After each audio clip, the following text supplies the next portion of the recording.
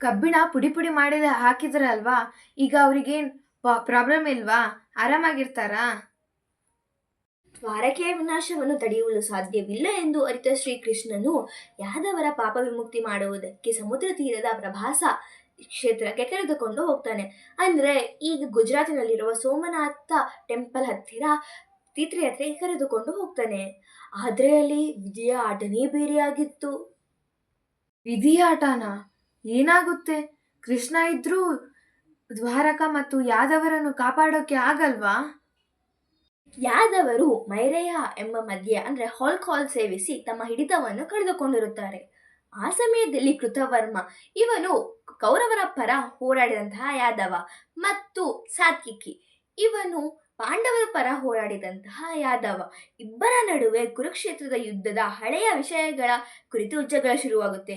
ಸಾತ್ವಿಕಿಯು ಕೃತವರ್ಮನನ್ನು ಅಣಕಿಸುತ್ತಾ ಯುದ್ಧದ ನಿಯಮವನ್ನು ಮೀರಿ ರಾತ್ರಿ ನಿದ್ದೆ ಮಾಡುತ್ತಿದ್ದ ಉಪ ಪಾಂಡವರನ್ನು ಕೊಂದ ಪಾಪಿ ನೀನು ಅಂತ ಅಂತಾನೆ. ಇದನ್ನು ಕೇಳಿಸಿಕೊಂಡ ಕೃತವರ್ಮನು ಸಾತ್ವಿಕಿಯ ತಪ್ಪುಗಳನ್ನು ಎತ್ತಿ ತೋರಿಸುತ್ತಾನೆ. ಇದರಿಂದ ಇನ್ನಷ್ಟು ಕೋಪಗೊಂಡ ಸಾತ್ಯಕಿ ಉಗ್ರರೂಪ ತಾಳಿ ತನ್ನ ಕತ್ತಿನಿಂದ ಕೃತವರ್ಮ ತಲೆಯನ್ನು ಕತ್ತರಿಸುತ್ತಾನೆ. ತಕ್ಷಣ ಕೃತವರ್ಮನ ಆಪ್ತರು ಸಾತ್ಯಕಿಯ ಮೇಲೆ ಮುಗಿಬೀಳ್ತಾರೆ. ಆಗ ಕೃಷ್ಣನ ಮಗ ಪ್ರದ್ಯುಮ್ನನು ಸಾತ್ಯಕಿಯನ್ನು ರಕ್ಷಿಸಲು ಬರುತ್ತಾನೆ. ಆದರೆ ಯಾದವರ ಸಂಖ್ಯೆ ಹೆಚ್ಚಾಗಿರೋದ್ರಿಂದ ಇಬ್ಬರು ಸಾಯ್ತಾರೆ. ಏನು, ಮಗ ಸತ್ರು ಕೃಷ್ಣನಿಂದ ಏನೂ ಮಾಡಕ್ಕಾಗಲ್ವಾ? ತನ್ನ ಮಗ ಪ್ರದ್ಯುಮ್ನ ಮತ್ತು ಸಾತ್ವಿಕೆಯ ಹೆಣಗಳನ್ನು ನೋಡಿದ ಕೃಷ್ಣನಿಗೆ ತುಂಬಾ ಕೋಪ ಬರುತ್ತೆ.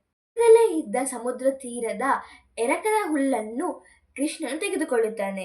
ಆ ಹುಲ್ಲು ತಕ್ಷಣವೇ ಭೀಕರ ಕಬ್ಬಿಣದ ಒಣಕೆಯಾಗಿ ಚೇಂಜ್ ಆಗುತ್ತೆ.